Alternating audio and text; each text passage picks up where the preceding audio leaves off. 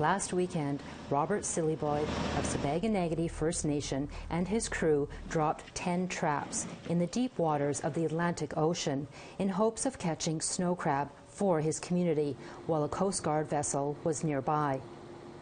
Crab's pretty expensive. How many people on a reserve do you think could actually afford to go out and buy it? And it dawned on me, there's no way you can actually eat crab as a Mi'kmaq person unless you go to a store and buy it, and I think that's absolutely wrong.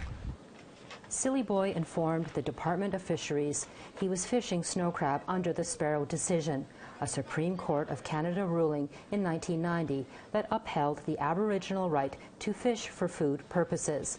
But 2 traps were missing before they returned to shore. And they're taking our traps so we can't fish, and they're stopping us from providing for ourselves, for our own food.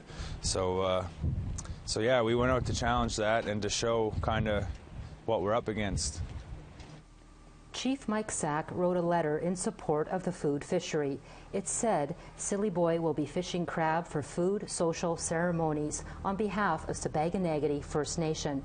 Because the 2 traps were seized, Chief Sack is considering legal action.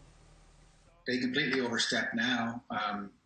It's very well documented in court and such that we have a right to that food social ceremonial, on the land or the sea. And I think DFO really stepped up on this one. And Syliboy's brother, Mike Willis, has been fishing for about the last 6 years. It's in our right. We're here doing what we're supposed to be doing. There's nothing wrong with it. It's Syliboy's boat, but Alan Corporon is aboard because he's a licensed captain. He has mentored Syliboy for the last 3 years. He's Acadian and supports the Mi'kmaq fishery, which has sometimes made him the target of fellow Acadians. Not as bad as the natives have. People call us names, but I just walk away and ignore it. The traps came up empty.